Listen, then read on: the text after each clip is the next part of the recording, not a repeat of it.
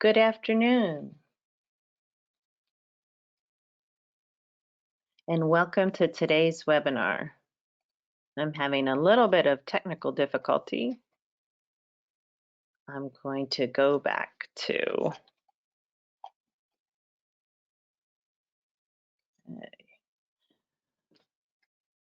So let me share my screen in just a moment, but first I'd like to say hello to everyone and thank you for joining this webinar. Thanks for joining us today on behalf of the New York Water Environment Association, New York State Association of Counties, New York section of the American Waterworks Association, and the Syracuse University Environmental Finance Center. Welcome to today's webinar on planning for drinking water and wastewater projects. In this 90-minute webinar, experts from 6 state and federal agencies focus on the planning process for water infrastructure projects, the IUP, and available engineering planning grants. We'll begin with a panel discussion about the project planning process and agency roles, then presentations about available engineering planning grants and the intended use plan, which will be followed by a facilitated discussion with your questions as time allows. So let me share my screen. Okay. I'm going to increase the size here. So for a little bit of about the Environmental Finance Center, our team enhances the managerial and financial capacity of regional and local governments, nonprofit organizations, and local residents to improve environmental infrastructure, services, and quality of life. Our partnership with our co-hosts for this webinar series is supported under a grant by the Rural Utility Service, housed in the United States Department of Agriculture.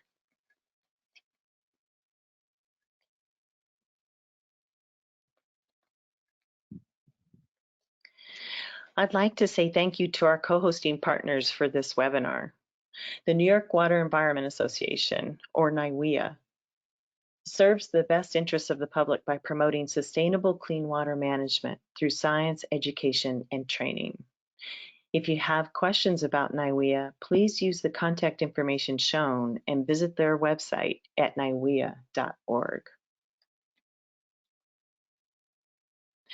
The New York State Association of Counties is also a co-host today with us, and we appreciate their help. The NYSAC represents, educates, advocates for, and serves New York's counties and the thousands of elected and appointed county officials who serve the public.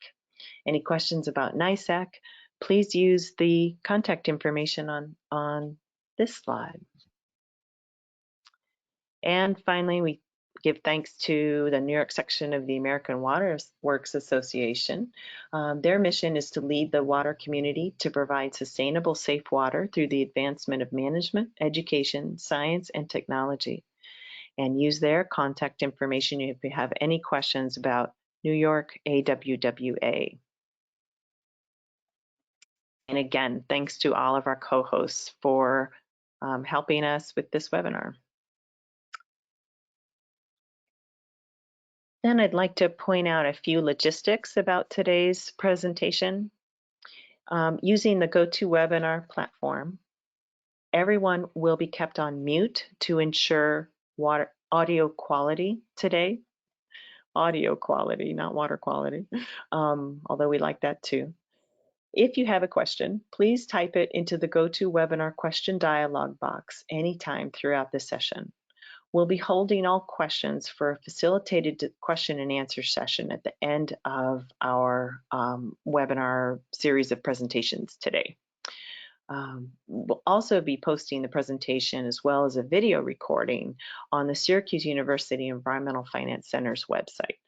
You'll receive a follow-up email that includes a link to all of these materials. So, and again, just to reiterate, when you have questions, use the questions panel on the GoToWebinar control panel that you see. For certificates of completion, registered attendees can receive a certificate of attendance for participating in this webinar today. The webinar has not been submitted to licensing agencies for pre-approval or continuing education or training credits. If you require a certificate of attendance or to apply for credit hours, please contact my colleague at Syracuse University Environmental Finance Center, Seth Liebstein, at saliebst@syr.edu. And this information and Seth's contact information will be in the follow-up email that you receive after this webinar. So if you need a certificate of attendance, you can request it from Seth.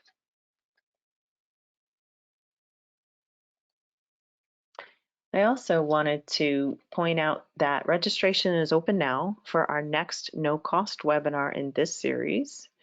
And it will be May 3rd from 1 to 3 p.m. And it is called Paying for Drinking Water and Wastewater Projects 2021 Update.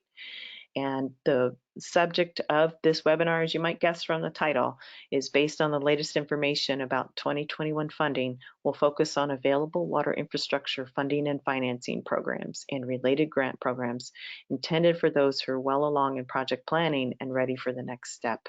You can find more information about the May 3rd webinar at the Syracuse University Environmental Finance Center website, efc.syr.edu.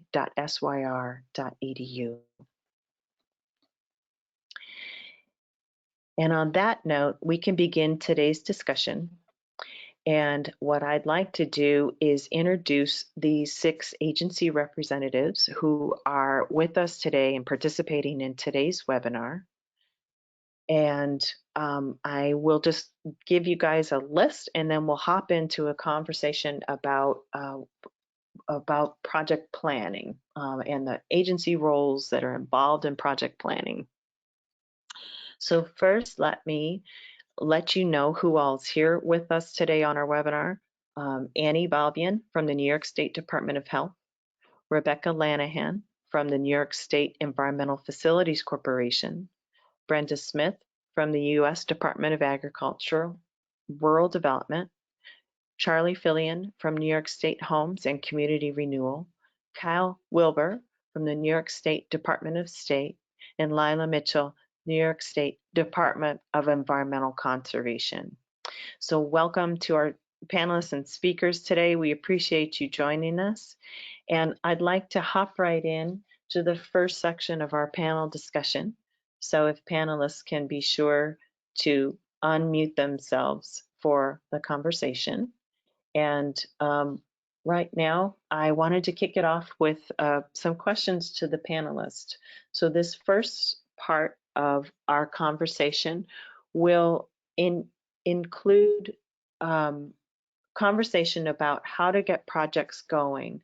And I have a few questions here just to get our conversation started.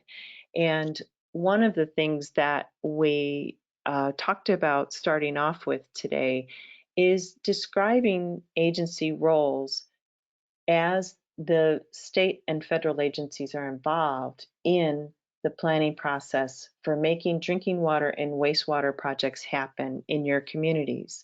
So my first question to the panel, and we're especially looking for answers from Kyle Wilbur, from Charlie Fillion, just to kick off our conversation here. But I'm inviting all of the webinar panelists today to participate in the discussion. So our first question here is, what's the role or mandate your agency has to help New York communities prepare for water infrastructure projects? And Kyle, I wondered if I could ask you to start this off for us today. So again, what's the role or mandate your agency has helping New York communities? Hey, Meredith, thank you. Welcome to the 111, whoever are on the session. Thank you for spending your afternoon with us. Yeah, so I sit in the Division of Local Government Services within the Department of State. DOS has a wide role in providing services across the entire state. But being in the Division of Local Government, I have folks always ask me when we're talking about projects, and we actually have three programs that can fund infrastructure. You know, what do you want us to do? we aren't the agencies like EFC or DOH that necessarily are looking at infrastructure as a means of as a sole focus or major focus on water quality or treating wastewater necessarily, although that happens with our projects. We are focused on the local government management side. Our division of local government efficiency grant program helps local governments share services and provide services together, right? So infrastructure is just one of those multitude of functions that local governments provide that we can fund. So when folks come to us for infrastructure, for shared services, we look at not necessarily the pipes in the ground or the hard costs. We feel that our focus and our mission is to help those entities set the groundwork to work closely together, whether it's district consolidations or intermunicipal agreements for long-term services, planning for regional type systems. So that's really where we fit. And then that's state funding. We also have federal dollars that we manage for what adds up to 42 counties across New York State, 14 in the southern tier and 28 across the North Country. We have federal commission monies, which the regional commissions are supposed to help local governments with economic development. So we can assist with infrastructure for job creation and economic growth. So that's what we do. That's great. That's super helpful. I wonder who else might be ready to talk a little bit about your role. And I wondered, so Charlie, I wondered if you could tell us a little bit about New York State Homes and Community Renewal, the role your agency has in helping New York communities prepare for water infrastructure projects. Sure. So again, we're under the Division of Homes and Community Renewal. It's the old agency was the DHCR that I think a lot of people are familiar with, which is really it's the state's largest housing agency. Our specific role again is more specific to the CDBG program, which is to assist low and moderate income communities with infrastructure improvements. I think where more of our role is specific to the CDBG program in infrastructure lies more with the co-funding initiative at the state level, where there's an agreement between the state agencies to cooperate with one another on various infrastructure projects and activities around the state. So that's really our role. It's a little bit different than the rest of the agencies. We're federal, we're not engineers. Our job is with the CDBG funds is to use these in the best way possible. And we felt when we restarted the planning initiative, forget exactly what year it was, maybe 2014, 2015, we restarted the planning.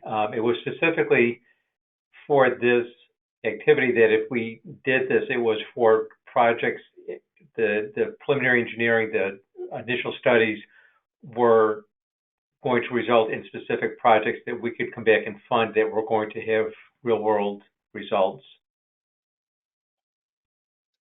Good. Excellent. Thank you.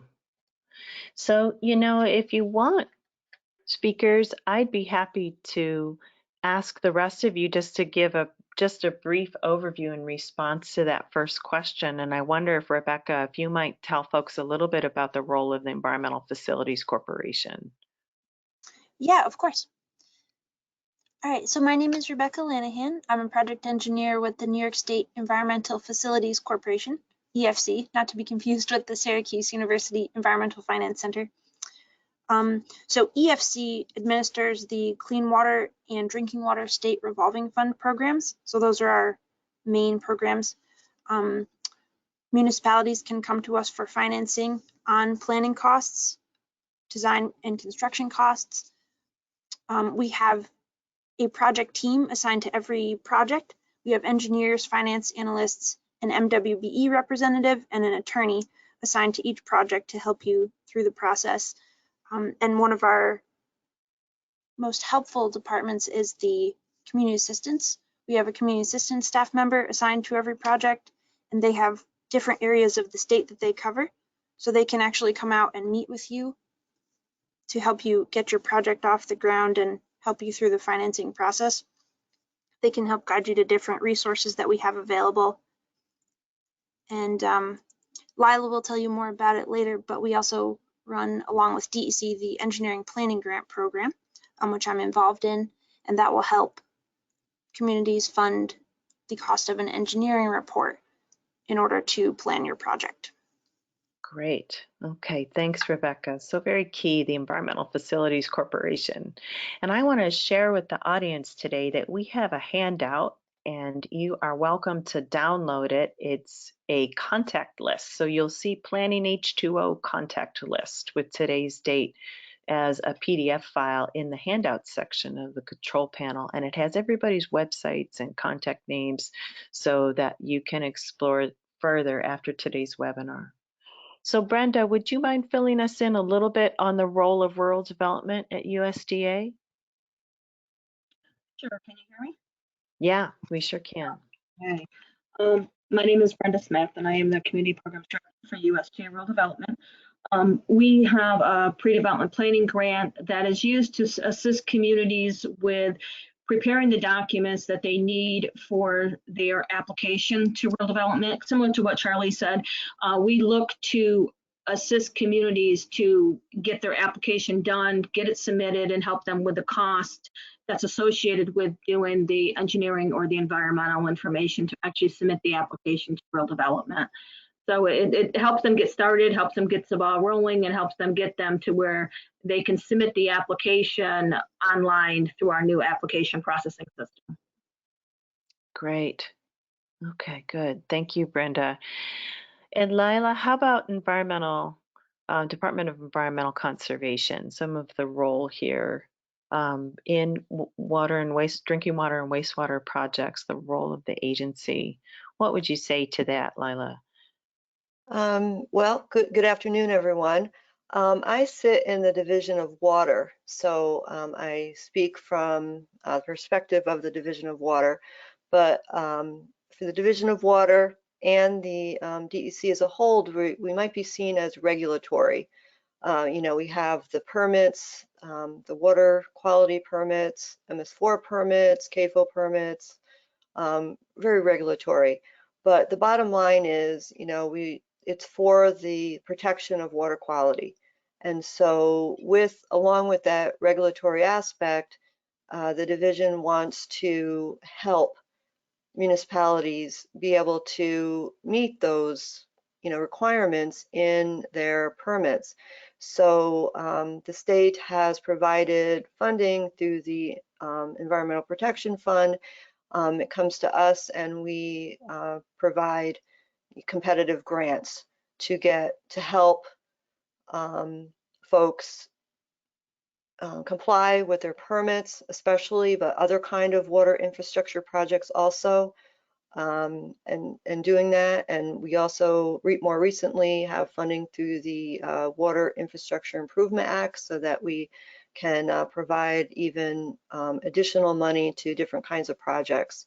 So we sort of see it as hand in hand. We are regulatory, but then we try to provide funding to help improve the water, help municipalities comply with those permits, and then in the end, water quality is the winner.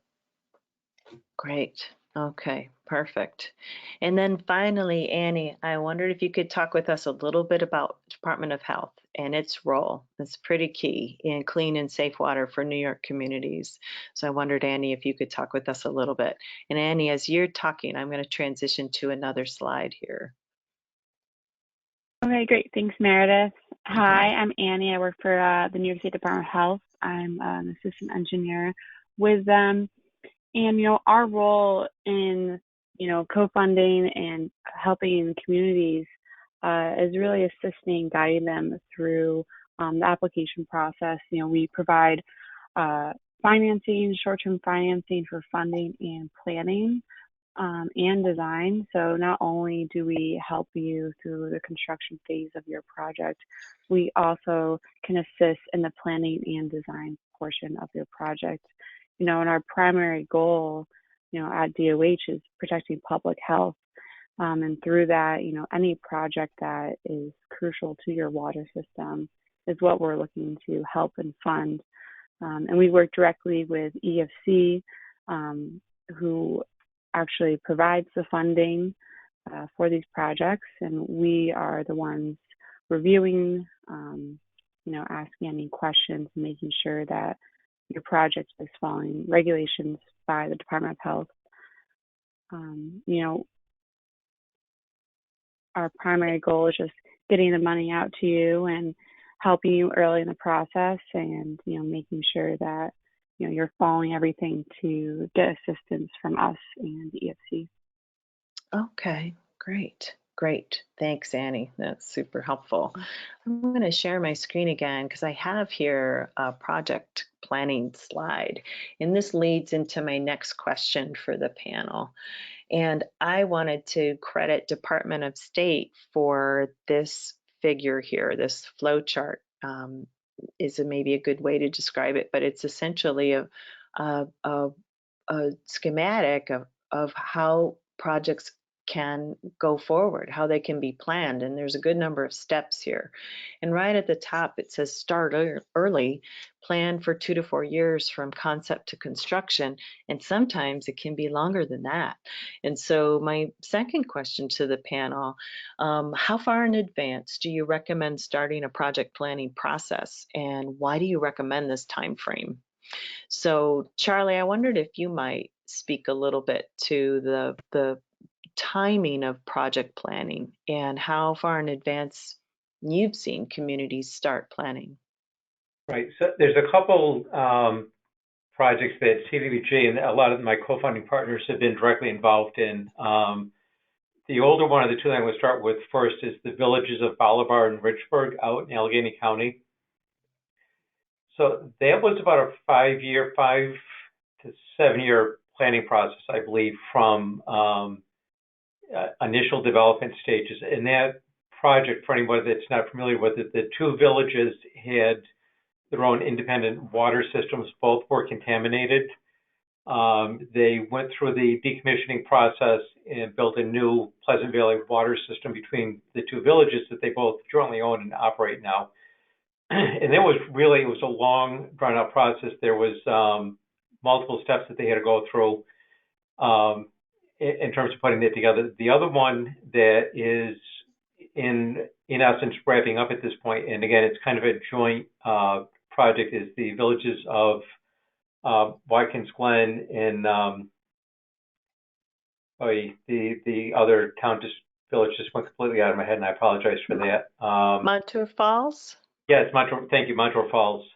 So that again, John King was the mayor, and we had him speak a couple of years ago at NICOM up in Lake Placid. And that was, I think, again, that was a little bit longer process, but that was about an 8-year planning process. And a lot of that has to do with, you need to get these initial steps out of the way. You need to have the plan, the project.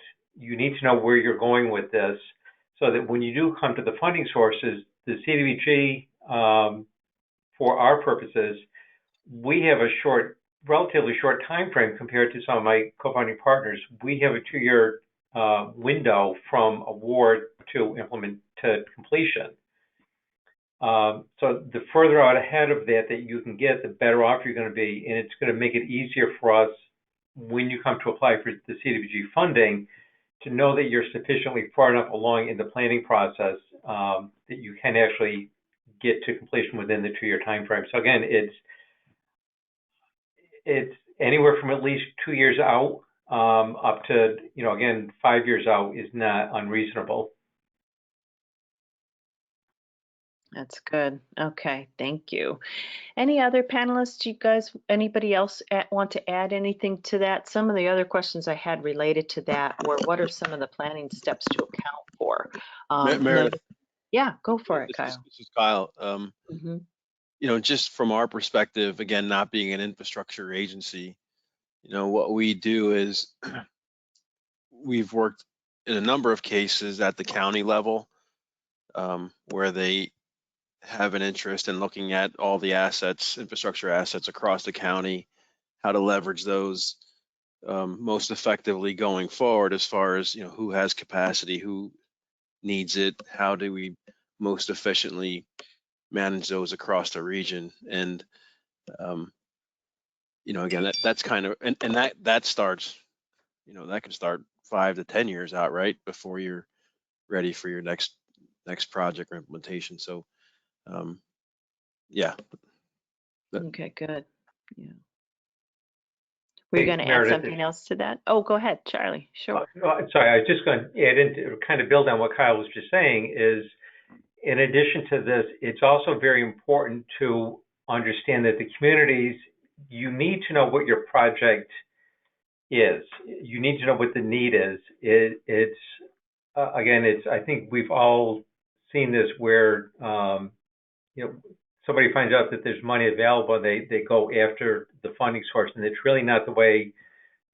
That's, again, part of the planning process is trying to identify what the specific need is for your community, and then you're going to go to start putting the pieces together of your various funding sources second. Okay. Yeah, that makes sense. I see someone asked about district formation. I just wanted to talk about that briefly. That would be great. I know for us, over here at DOH and working with EFC, district formation can really hold up a project in their short-term closing.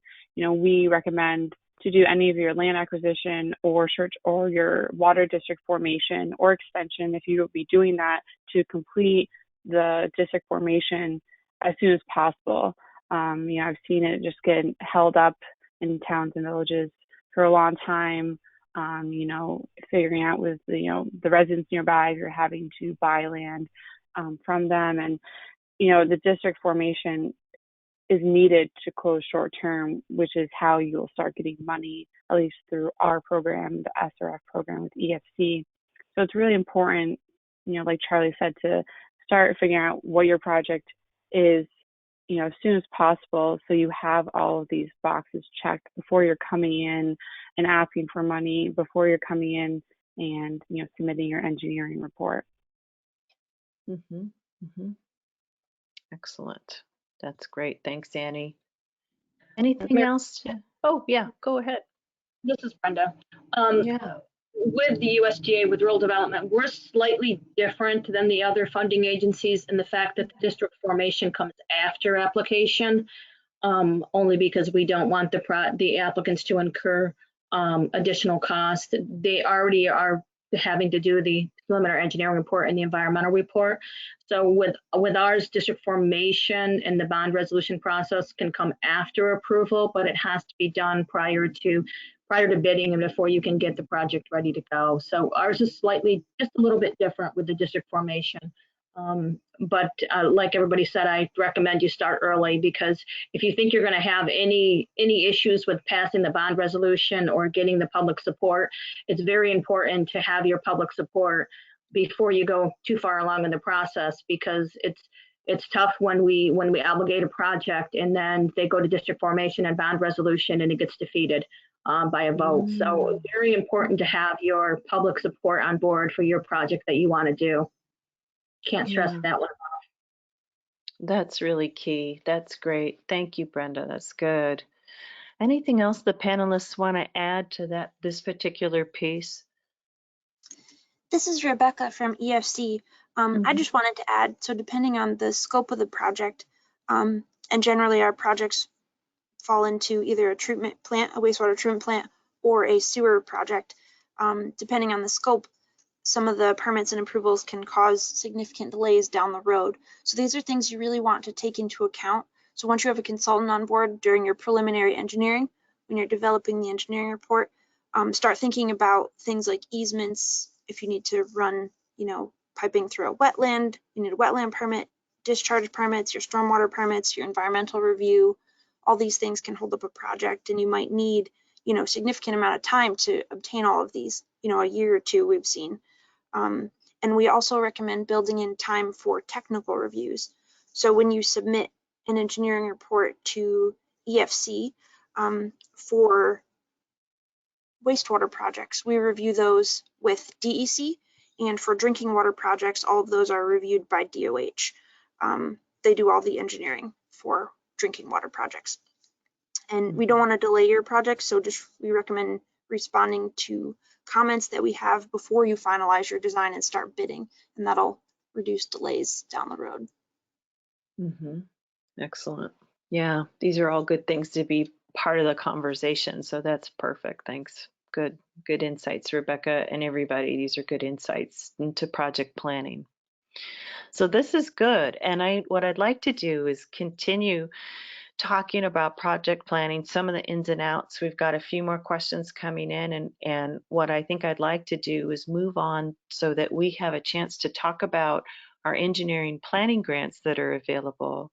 And then after that, we would talk some about New York State's intended use plan, which is another important factor in project planning. So I wanted to switch now a little bit, switch it up and send us over to, we had asked Charlie Fillion to kick us off first on presenting for the engineering planning grants that are available to communities. So I'm going to pass the screen over to Charlie and keep those questions coming in. We'll have some short presentations right now on engineering planning grants, but please do keep putting your questions in the questions box. And Charlie, handing it over to you.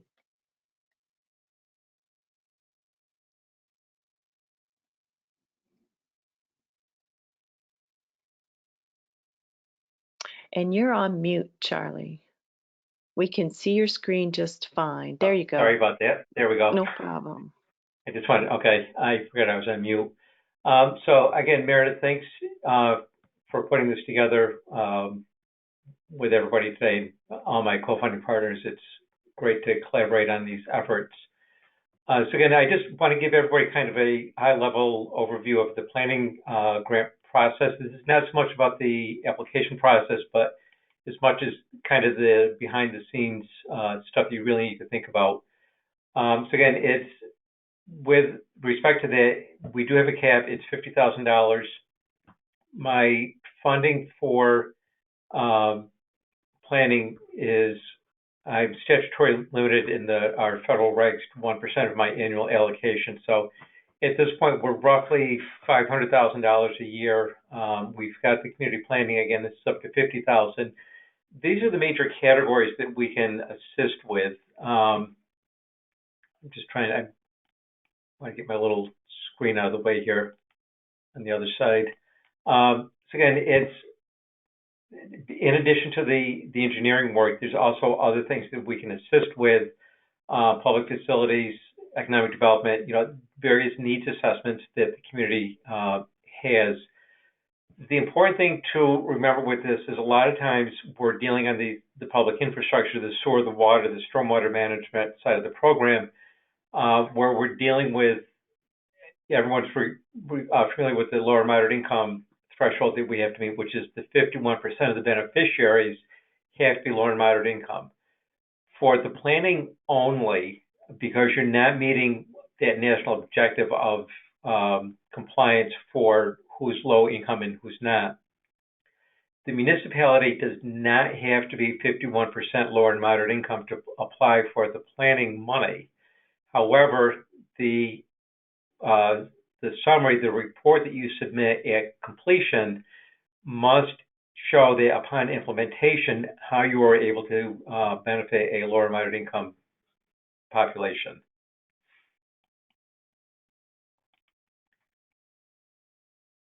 Again, just the eligible activities. This is our typical non-entitlements. It's the cities, towns, villages across the state.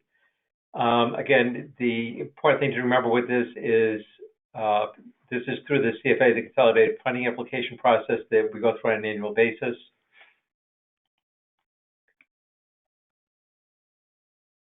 And again, it's up to 50,000. Kind of addressed these a minute ago on my prior slide, but again, the funds can be used to facilitate the retention of outside experts, such as consultants, to help participate in the community's planning committee, identify vulnerabilities, damaged assets, assess the needs of the community. The purpose behind the activity is to allow community to really begin the long-term process of implementing community development. It's anticipated that this is really just a preliminary step. It's the first step in terms of long-term actual construction and development. But you can use this for infrastructure, you can use this for economic development, you can use it for housing.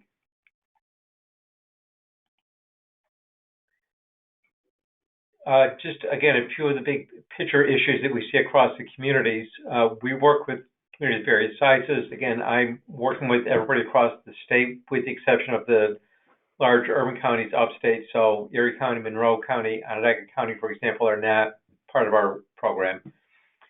One of the biggest challenges we see is in the capacity of local government to undertake the projects. This is often where the county government can step in, either with their own staff or by working with their IDA or LDC, or if it's a housing not-for-profit to help move projects along.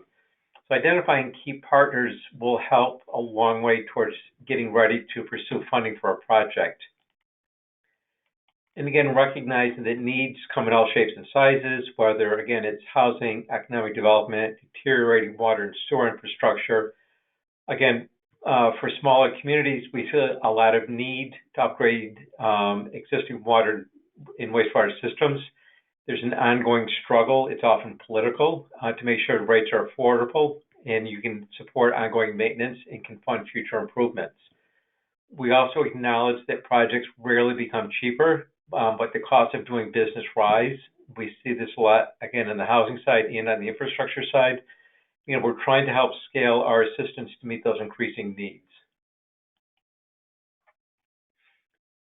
You need to involve your partners, regulatory agencies, early and often, no matter the nature of the activity. Again, if it's water or sewer, you want to be reaching out to DEC, Department of Health, or other regulating agencies.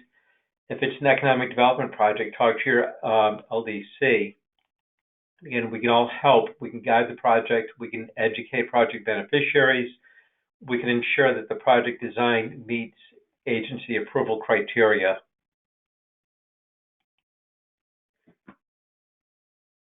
We have to all times be practical. Good projects can take many years. We all know that. Building partnerships take time. But we've seen in our tenure many projects that develop slowly, but that still ultimately meet with success. The slide mentions turnover administration. This seems particularly relevant as the pandemic has led to early retirement of many community development practitioners across the state. Be sensitive to that loss of institutional knowledge and reach out to other counties or groups engaged in the same kind of work. Moving from planning to implementation requires that you start to develop the tools needed to share your project with funding agencies. For HCR, that could mean a preliminary engineering report for water and wastewater projects, a housing condition survey for a housing rehab program, or even sample work write-ups. As noted before, involve funding agencies early and often. Your path to success may involve cobbling together funding from many different sources, both public and private. We would note that for CDBG funded projects, the expectation is that all funding sources are firmly locked down and committed at the time of application. This is key with the planning money. It's a $50,000 grant, up to $50,000. It's a 5% minimum cash match. And by cash match, we literally mean cash on the barrelhead. We need a letter from the municipality that is signed by the chief elected official or the chief financial officer that clearly states that the 5% cash funds are available and committed at the time of application. If an application were to come in that says, if we get funded, we will commit the funds, then you're not going to be considered for, you won't make it in the running for consideration for funding. It's importantly vital to show that that 5%, again, is available and committed clearly at the time of application. Remember that for most programs, CDBG included, the best projects are those that draw on a variety of funding sources. is equity, loans, and other grants are added into the funding quilt. The greater preference we are generally able to offer. Also note that CDBG is intended to be last in. A project should function as gap financing. That's more relevant when we get to the construction side, but it is something to think about as you're going through the planning process of how you're going to fund your project and put it together. Again, common deficiencies, we are available. There's technical assistance available to everybody. You need to pick up the phone, you need to call us, and we will certainly talk with you and try and put your projects together. Again, just a few common deficiencies. Again, the lack of other funding. Community support is big. Again, we want to see that you're working with the other local, state, regional offices. It's important with the CFA that your strategic plan, that what you're putting together is in alignment with the local strategic plans. Again, just for the program guidance, you can always email. It's hcr_CFA@nyshcr.org. Grant Administration Manual is available online, and I just need to get a plug-in for this. We did roll out our CARES Act funding a couple of weeks ago, so I just want to make sure that everyone is available. If you're interested, you can, Meredith, you can be sharing the slides with everyone. Yep, we will. Okay, so that is a hyperlink on there, but we have on the CDBG page, there is a separate section in there just specific to the CARES Act. If you're interested in looking at that, again, you need to have the direct nexus with COVID-19 to be eligible for the CARES Act funding. Right, good. Excellent. And that's the end of my show. Terrific. Thank you, Charlie. That's great. I'd like to pass it over to, thank you. This is good. And we will share these slides. We'll also have a recording of this webinar. It takes us a couple days to post things, so we ask folks to be patient, and you'll receive a follow-up email from us with information about where things are posted on the Syracuse University Environmental Finance Center website. And I just want to remind folks really quickly too about to download the handout with contact information, because that contains websites as well for the folks who are presenting with us today. I'd like to switch over to Brenda Smith, who is a panelist from, here we go. So switching to Brenda's screen now so that she can present the next section on USDA Rural Development Engineering Planning grants that are available.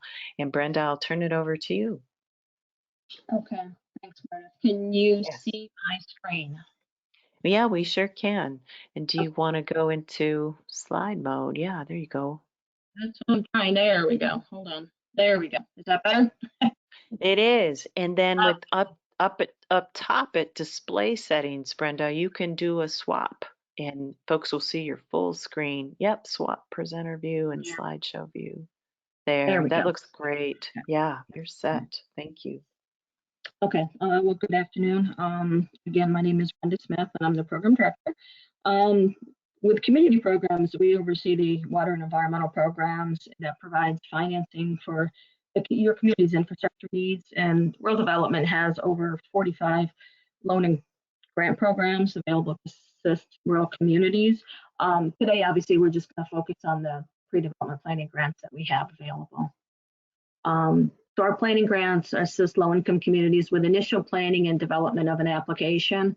USDA has two programs that provide pre-development planning grants to assist the communities. We have the Water and Waste Disposal Pre-Development Planning Grant, or what you call PPG.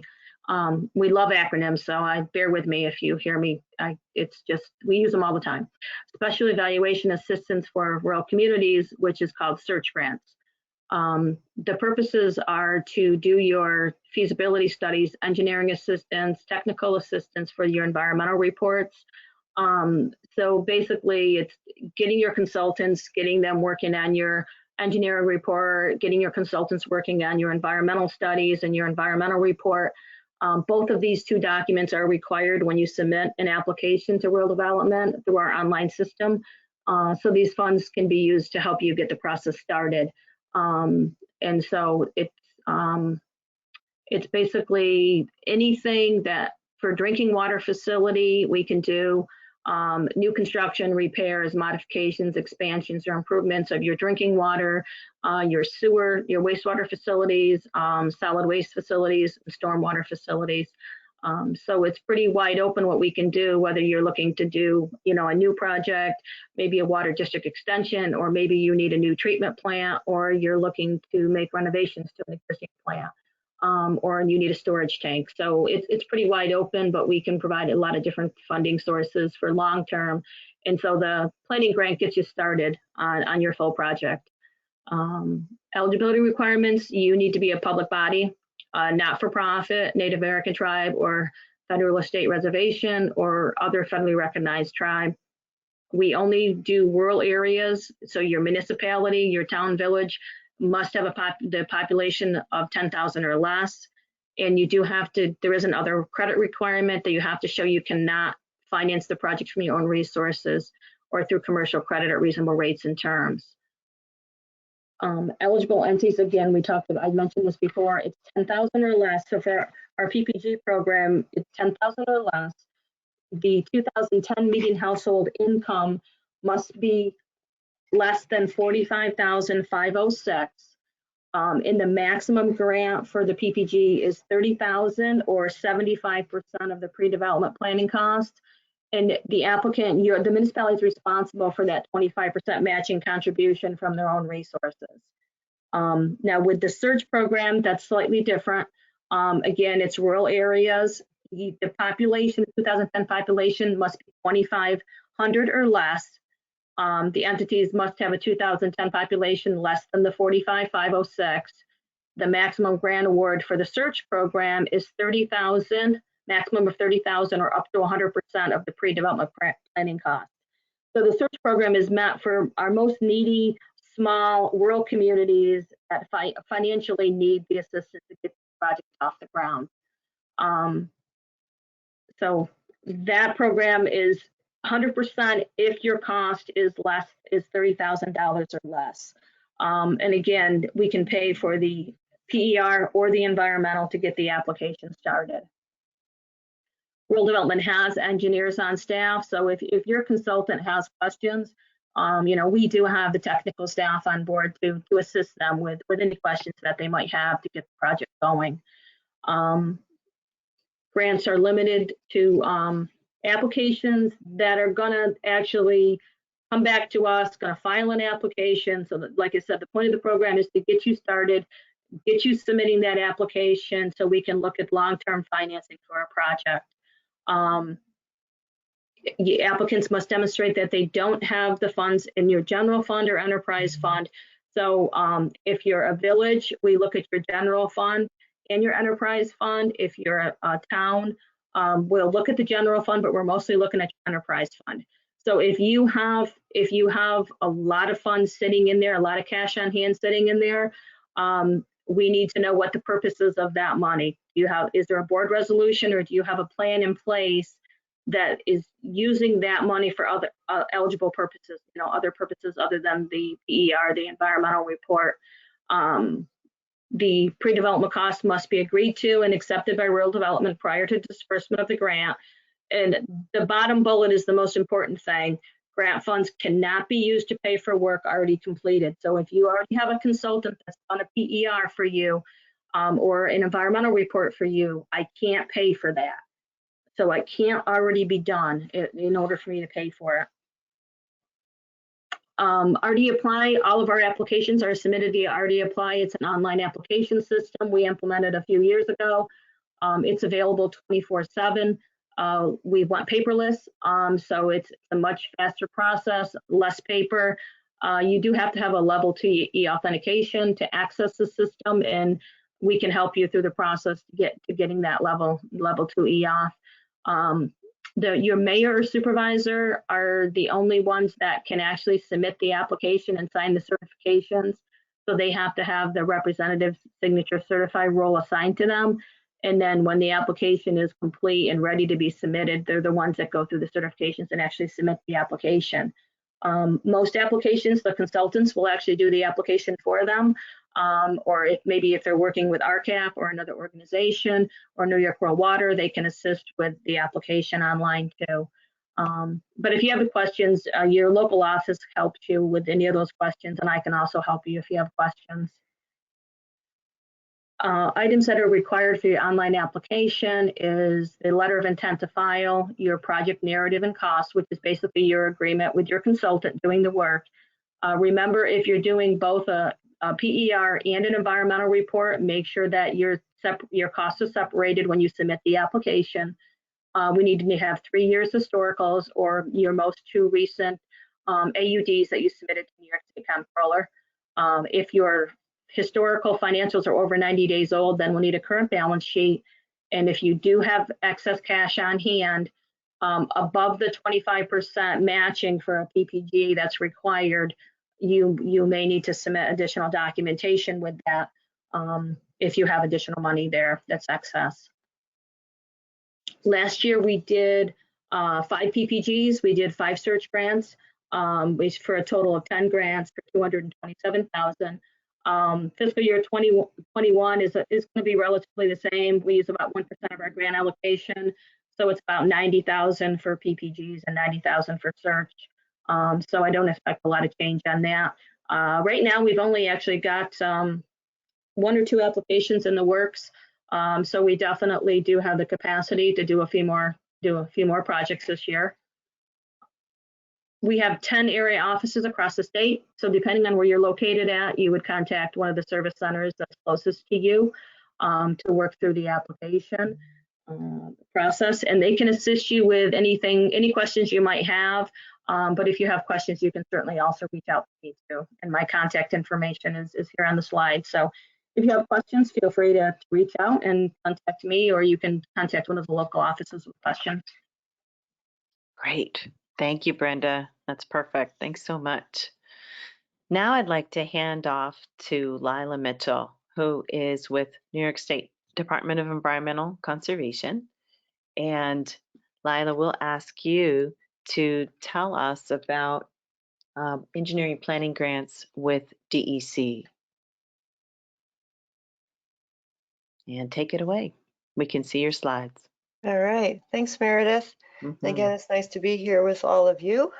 Again, it's Lila Mitchell, and I work in the Division of Water at DEC in Albany. And I'm going to talk to you about 2 planning grants, the engineering planning grant and then the non-agricultural non-point source planning grant. The intent of planning grants is to provide funding for what we call a project pipeline to be able to develop the engineering reports as a first step to get projects to the construction phase. So I'll first talk to you about the engineering planning grant, which I'll be calling the EPG. This grant is made available by the DEC in partnership with the Environmental Facilities Corporation. The information in this presentation is based on the most recent round of the EPG, which closed in February. All the information I'm providing today is in the program overview that is still on DEC's website. Across the state, municipal officials are looking to take steps forward addressing their community's wastewater treatment issues. The first step is to complete an engineering report. The report provides an assessment of the problems and outlines viable solutions. With that information, a municipality can then move forward with the necessary changes and upgrades. The EPG is capped at $100,000 per award, and there's a 20% local match required. Successful applicants will be required to meet minority and women-owned business enterprises and surface-disabled veteran-owned business program requirements. And then I want to draw your attention to the requirement that applicants cannot have more than 2 active EPG projects at one time. What we mean by an active EPG project is a project that has been awarded funding but has not closed out its grant agreement with EFC. So if you have 2 EPG awards that are not closed at the time when the next round opens and you want to apply for another grant, you will need to finish one of the projects by the application deadline date, so you will be eligible for another grant. There are two basic applicant eligibility requirements. The applicant must be a municipality, and the median household income for the municipality has to be equal to or less than $90,000 for the Long Island, New York City, and Mid-Hudson regions, or median household income has to be equal to or less than $70,000 for the rest of the state. Applicants have to meet both criteria to be eligible to apply for this grant. The priority of the EPG is to correct an existing problem. Projects that address these types of issues will score well and are more likely to be funded. The list of priorities include projects that are required by an order on consent or speedies permit, projects for upgrading or replacing an existing wastewater system, constructing a system for an area with failing on-site septic systems, or addressing a pollutant of concern in a DEC-approved watershed implementation plan. In addition to these priorities, we also take into consideration whether the project will impact the water quality in an environmental justice area. We provide 3 levels of grant awards depending on the size of your community or the type of project you are proposing. The first 2 categories are for any wastewater infrastructure related type of project, but have population limits. Communities with a population of 50,000 or less can receive up to $30,000. Those with population greater than 50,000 can receive up to $50,000. The third category, for 100,000, does not have a population limit. The funding is to help communities complete the initial planning to address inflow and infiltration if it is required by a speedies permit, compliance schedule, or order on consent. Depending on the number of applications we receive in response to a call for applications, we may need to limit the grants to 1 per municipality. Therefore, if you submit more than 1 application, you need to prioritize them. After the awards are announced, the applicant will work with EFC to put a grant agreement in place. Once the agreement is in place, the municipality will receive at least 1 payment as they develop the report. The municipality can submit the paperwork to receive the balance of their award once the engineering report is complete and has been approved by both EFC and DEC. There are more details about this grant, including the program overview, on both DEC's and EFC's website. If you have questions after reading the information on the website, you can contact me at DEC or Lydia Lake at the Environmental Facilities Corporation, or EFC. And then DEC has another planning grant that I just want to bring your attention to today, and that's the Non-Agriculture Non-Point Source Planning Grant, or MPG. Again, the information I am providing today is based on the last round of this grant, which for this one was in 2019. We missed last year. I'm saying this because our grant criteria can change a little from one round to the next, and the program overview for this grant can be found on DEC's website, the overview from 2019. The purpose of the MPG is to help pay for the planning reports for non-point source water quality improvement projects.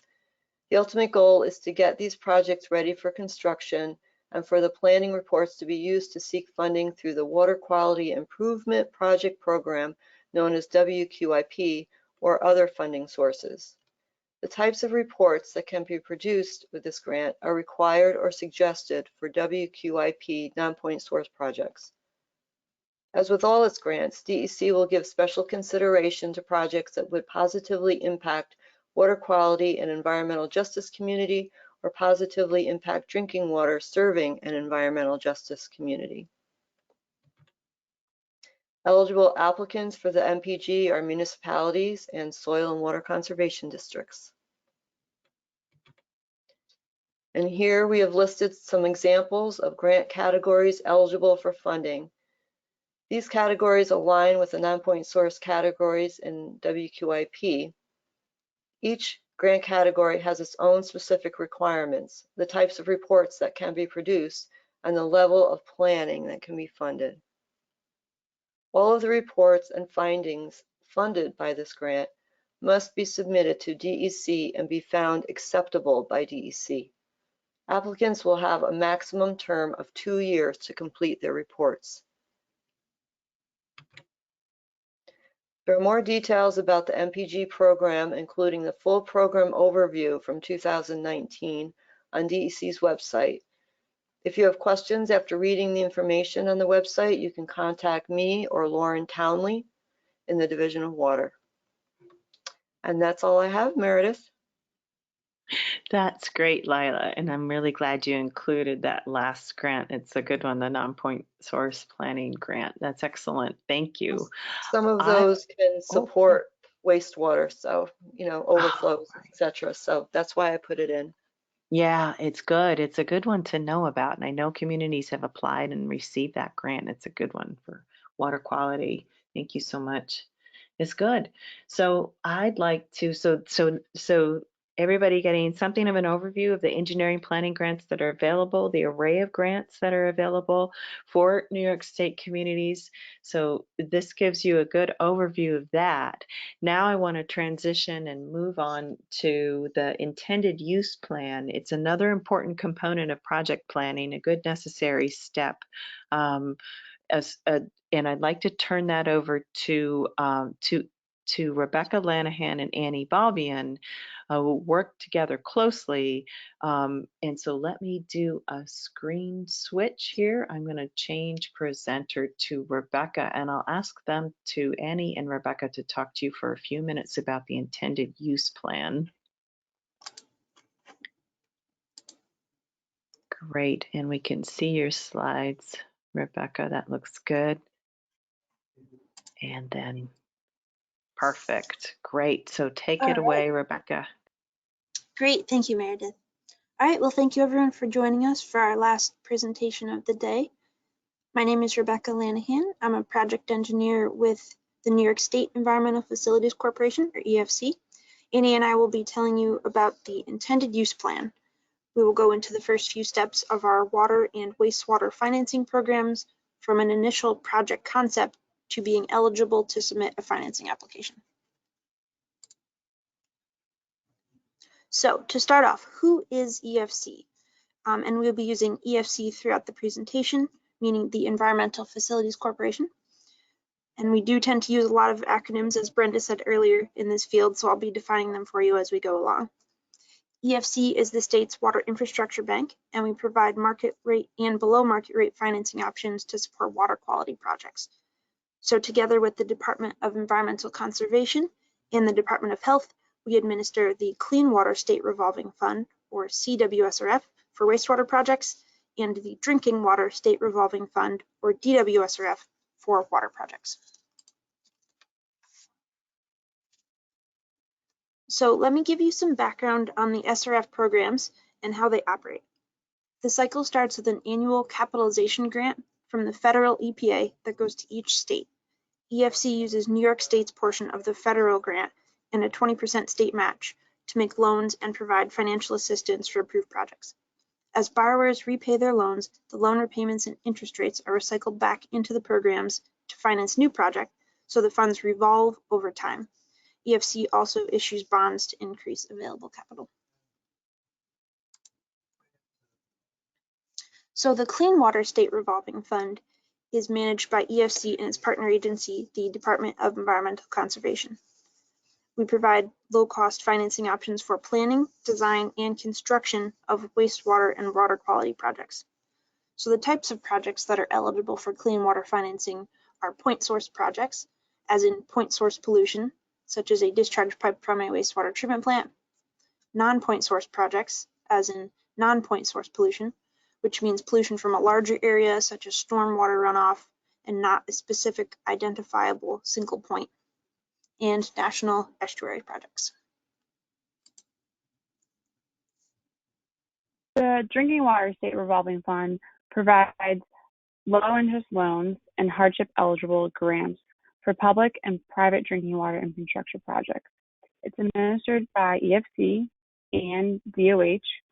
A variety of public and private water system projects are eligible for low-cost financing, which include treatment plants, distribution mains, water storage tanks, pump stations, interconnections, transmission mains, and any upgrades to your water treatment plant. We do not fund dam work, reservoir projects, or any projects that the primary purpose is fire protection and or growth.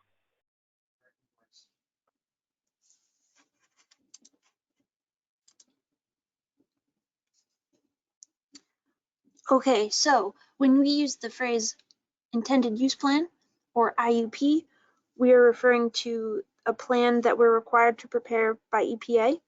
This is under the Federal Clean Water Act that requires us to do this. The plan identifies the intended uses of the SRF funds and describes how they will support the program goals. And it follows the federal fiscal calendar, which runs from October 1st to September 30th. So our final intended use plan is published every year in late October once we finalize the document. We use information provided by the applicants to assign a project priority score based mainly on water quality improvement and public health impacts. The projects are sorted by score within population categories, and each line will show the proposed project scope and the funding amount needed. So we have two lists within the IUP, the annual list and the multi-year list. The annual list is for projects that are ready to receive financing within the next federal fiscal year. Your project must be listed on the annual list in order to be eligible for financing in the following federal year. We recommend submitting your engineering report if it's available, because the additional details will help us to better score your project. If you still want your project to be scored and in our system, but you're not ready to move forward with the financing, we can place your project on the multi-year list as a placeholder.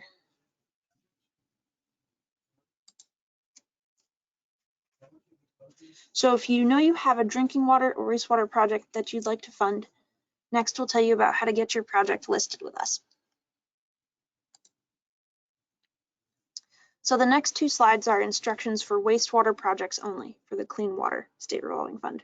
The drinking water projects have a slightly different listing system, so Annie will tell you about those next. So for wastewater projects, first make your way to EFC's Plus website, and the link is shown here on the slide. That stands for the Project Listing and Update System. You'll fill out the basic project information, which I'll show you on the next slide, and this is the important part. In order to be eligible for the annual list, and thus financing in the next year, we will need two documents from you, an acceptable engineering report and a smart growth assessment form. Without these two documents, you will not be eligible for financing in the following federal year.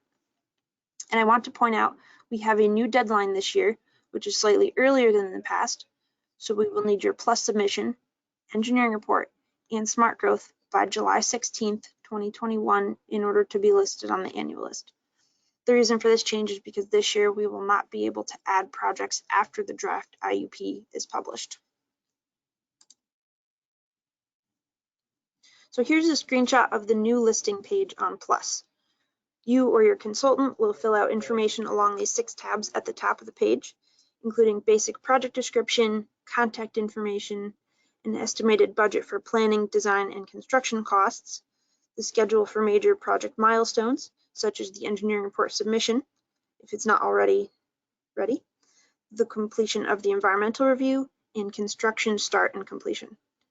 The Documents tab is where you will upload your engineering report and smart growth if you have them. The last 2 tabs are acknowledgements of some of EFC's programmatic requirements, such as MWBE, the Minority Women in Business Enterprises, AIS, which is American Iron and Steel, and the Federal Davis-Bacon wages. And here's a quick tip for our new users. Your consultant can fill out this entire form and hit validate at the end, so it's ready to go, but they cannot submit the form. The form must be submitted by an authorized member of the municipality. So if you need any help with this electronic form, you can email this address down below, and we have staff available to assist you. If your files are too large to submit through Plus, EFC has a large file upload form that you can use on our website. As Rebecca said, the DWSRF project listing form is slightly different. We don't have a website that you will upload the listing form and the engineering report to. you will actually email your listing form to DOH project manager or the email provided here. So you could email your listing form to myself or Dave Phillips or an engineer that you know works at the Bureau. We require you to complete a project listing form, which is available on the EFC website, and also submit approval engineering report, technical report, and smart growth form. And as Rebecca said, this year our date for getting on the IUP is slightly different. It will be July 16th. And this time we also won't be accepting listing forms and engineering reports in between the state and the final.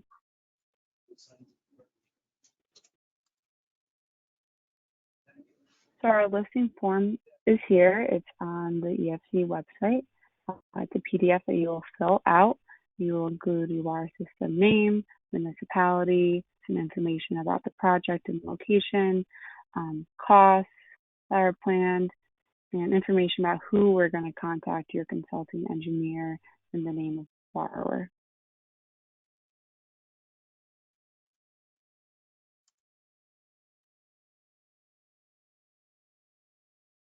So the engineering report outline can be found on the EFC website. I actually just looked it up to see if it was pretty easily accessible, and you can just Google search DWSRF engineering report outline, and it's one of the very first links. You go to the very bottom of the page, and it will be underneath additional resources. It's the first thing called engineering report outline.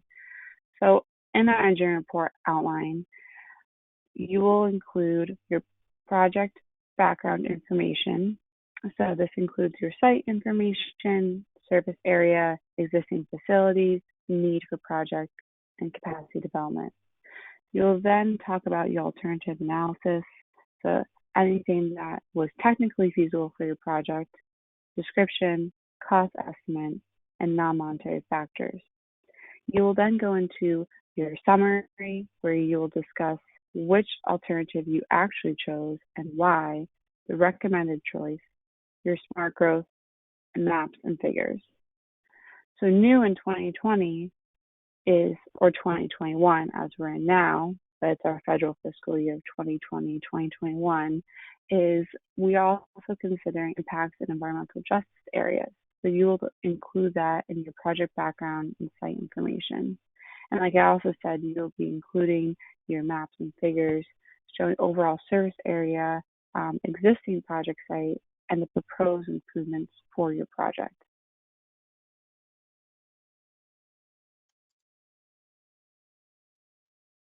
All right, so as Annie says, starting this year, we have a new hardship pathway through environmental justice. So this is required in the engineering report outline, which is a requirement for all reports that are submitted for EFC financing. And any projects that will serve 50% by cost or by scope in environmental justice area can now qualify for hardship financing. This hardship eligibility option is available for communities that don't necessarily meet our MHI or poverty criteria for hardship normally, but whose projects serve, protect, or benefit an environmental justice area for municipal populations of 300,000 or less. Your engineering report should describe how your project will serve an environmental justice area and include a map in the report appendix. We recommend using DEC's Info Locator Map. It's a very useful tool on DEC's website, and I've included the link at the bottom of the slide. It has layers for lots of different parameters that will be part of your planning process, such as environmental justice, water body information, and speedies permits.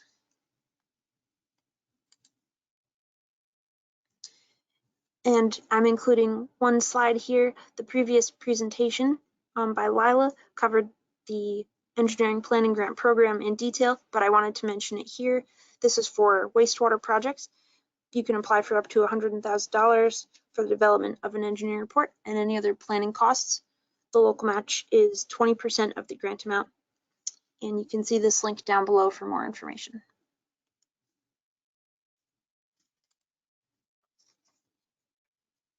So in summary, today we discussed the first steps from a conceptual project to being eligible to submit a financing application to EFC. So once you have an idea of the water quality project you'd like to fund, your consultant will prepare an engineering report. You'll submit your project listing through Plus for wastewater projects and use DOH's PDF form for listing a drinking water project. Include the report and smart growth if you want to be eligible for financing in the next federal year. The new deadline this year is July 16th, and we recommend submitting as early as possible. Once we score and list the projects, the IUP will be published, and you are now eligible to submit a financing application. So at that time, you'll be assigned a team of EFC staff here to help you, and we can walk you through the process. So that's all we have time for today, but we'd like to thank the Syracuse University Environmental Finance Center for hosting this panel. And now I believe Meredith is going to open up the floor for questions. Wonderful. Thank you so much, Rebecca and Annie. That was really informative and useful. Thank you. And perfect timing. So I'm going to take the screen back here now. Thank you, everybody, for your presentations. It sure looked great. And this is a ton of good information. We've got some questions coming in. I'm going to project my screen again. And what I'd like to do is, let me get into full screen mode here. And just by projecting, let's see, there we go. Just projecting everybody's names so you all know the names of the presenters. We've had a good chance to hear from everybody now. All of our panelists today, you get an idea of their programs, the things that they work on. And what I'd like to do is address some of the questions that have been coming in.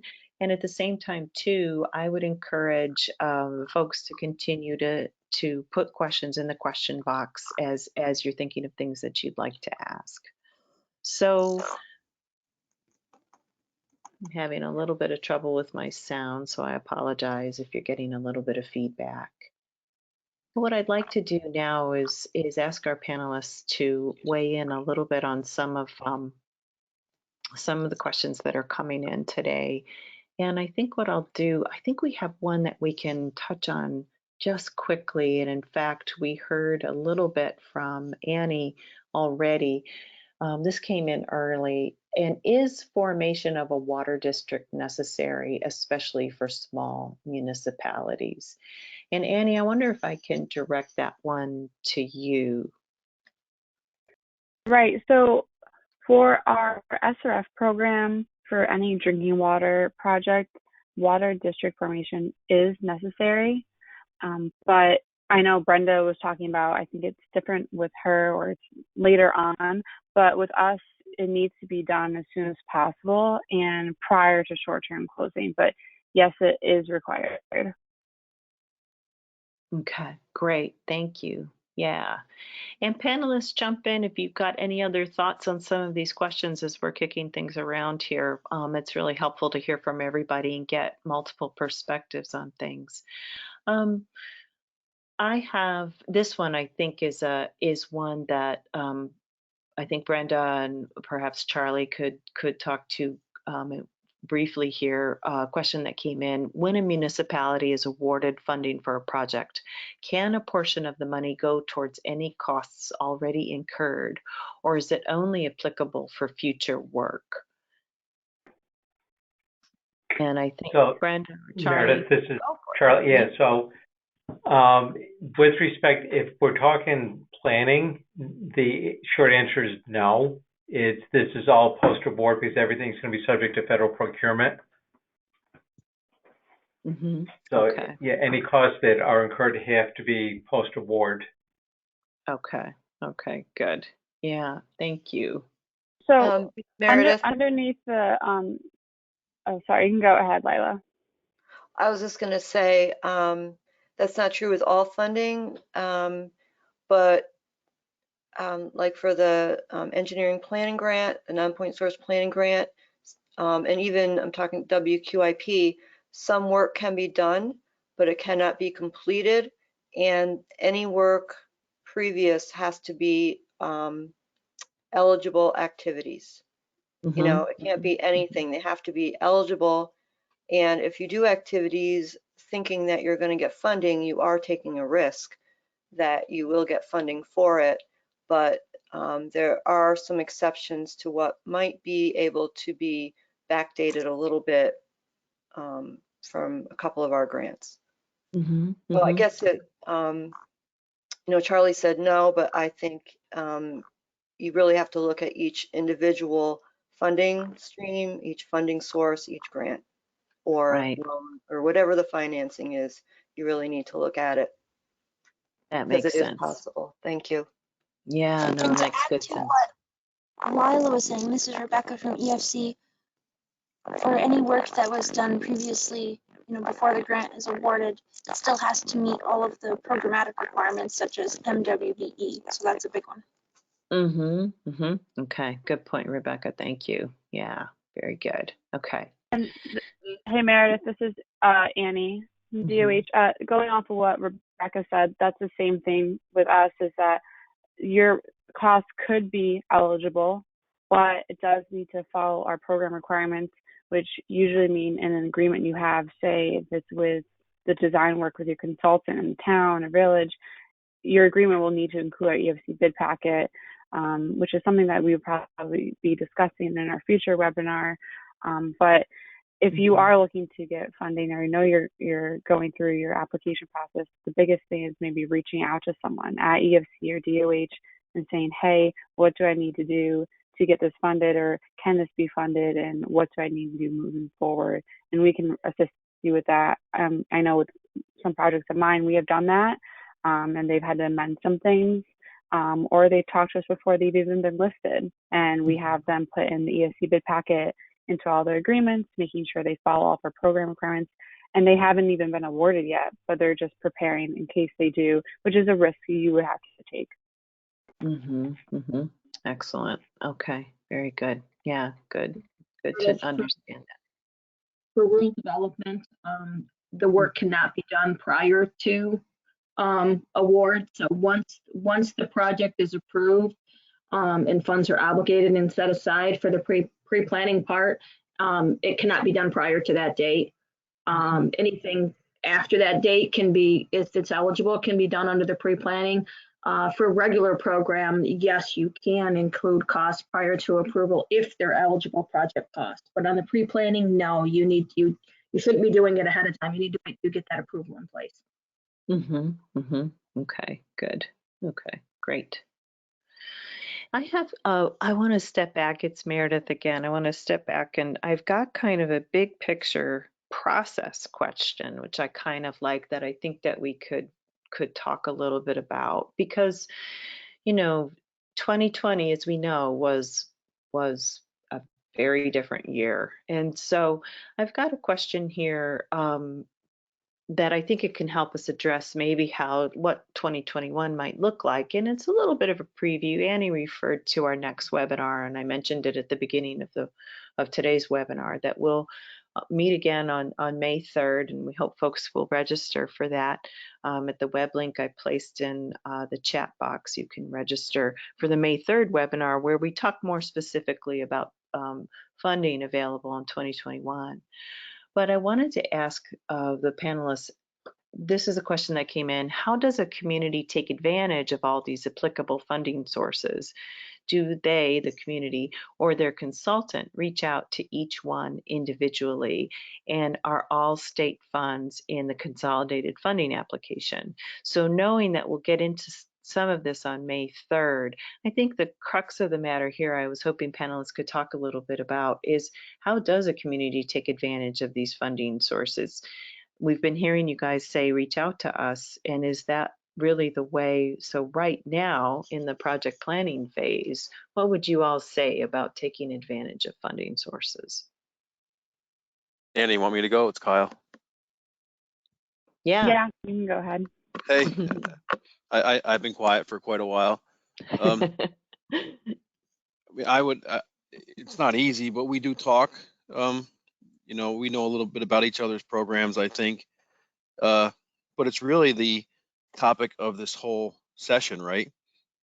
It's the whole pre-planning concept. And Charlie mentioned you have to know what you want to get done in your community, And then once you know that, then you can contact any of us and we can sort of put you in the right place. Our programs require match, so often we co-fund with other organizations. But with the Department of State programs, particularly if it's for economic development, it's not going to be really co-funded by any of the EFC programs that much because theirs isn't about stimulating economic development really. But I think you need to have a good pre-planning process in your community about what you want to get done, and then you can reach out to any of us and we can help identify which funding sources are most appropriate. That's really helpful. Does anybody want to add to Kyle's remarks there?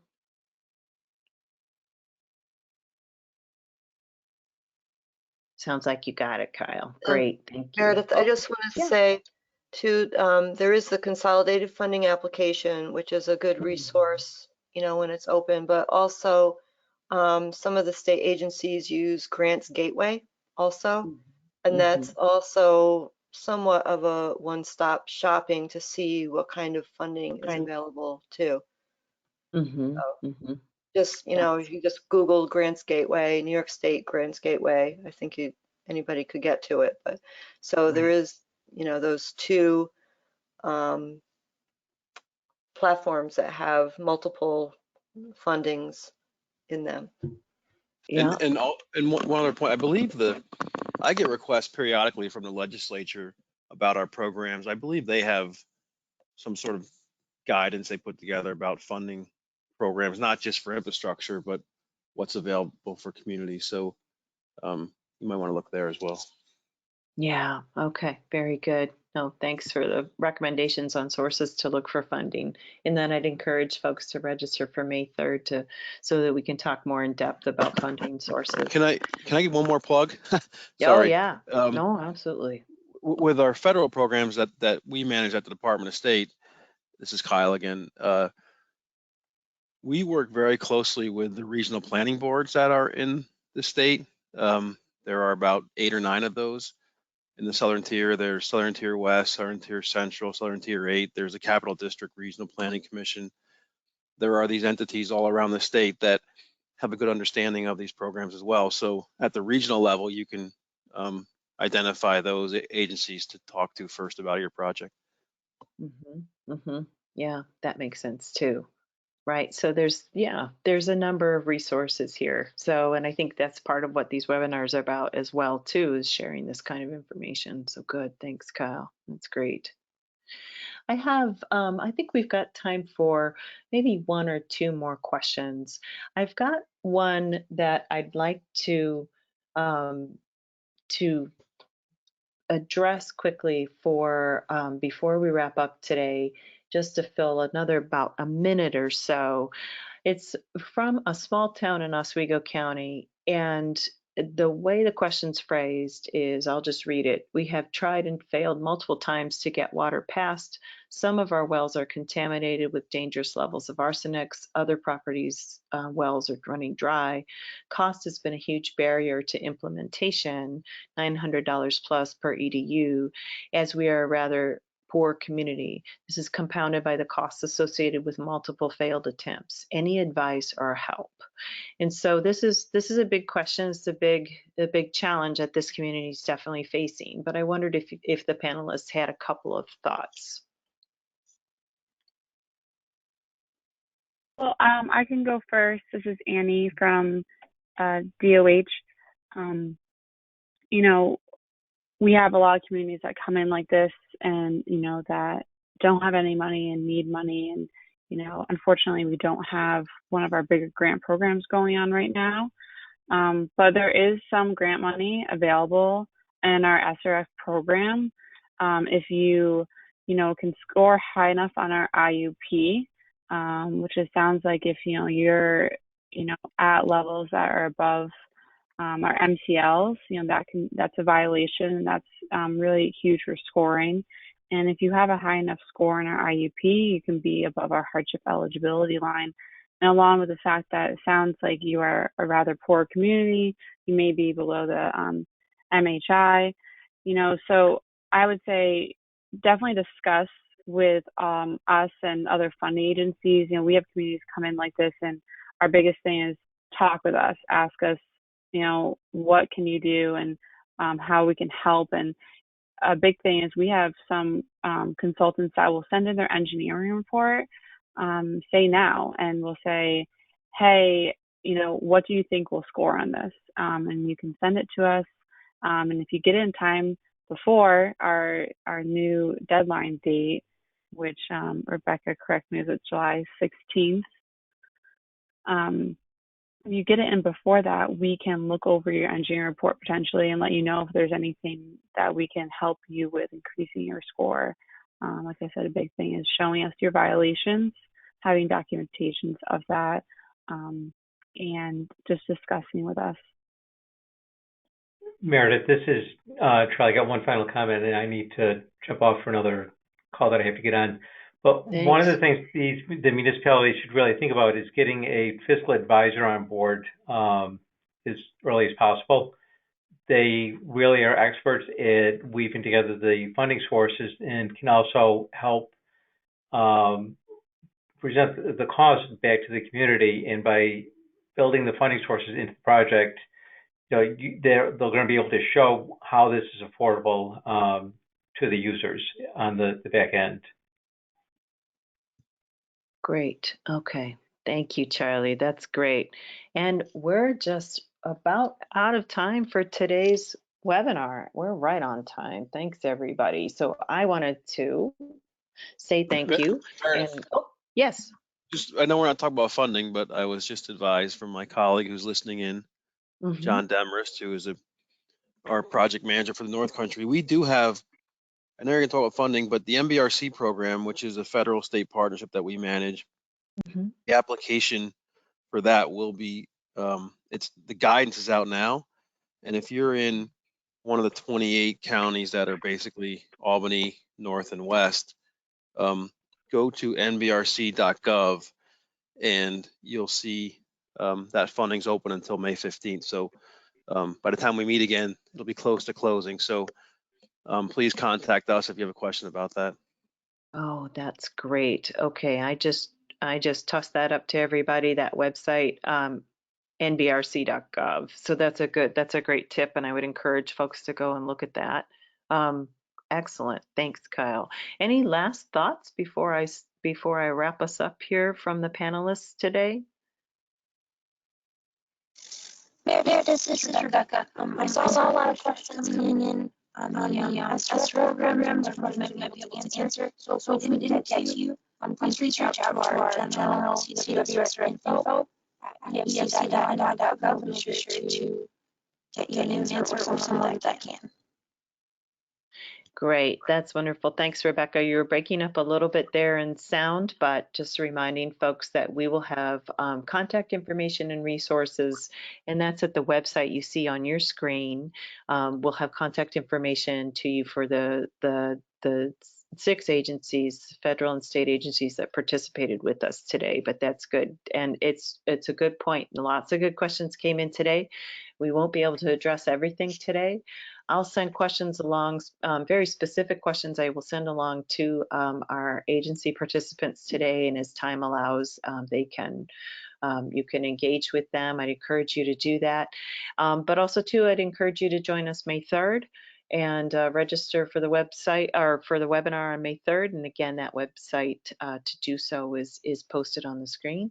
And I just wanted to say thank you to everybody today, our panelists and our attendees. And I will also ask everybody to fill out the post-webinar survey. It will appear on your screen, and you'll also receive it in a follow-up email after this webinar, and we'd like to hear from you for on our survey. So thank you so much for joining us today, and to keep us mostly on time, I'll go ahead and wrap it up, and hope to see many of you back again on May 3rd. And once again, thanks to our panelists, and everybody enjoy the rest of the afternoon. Thank you so much.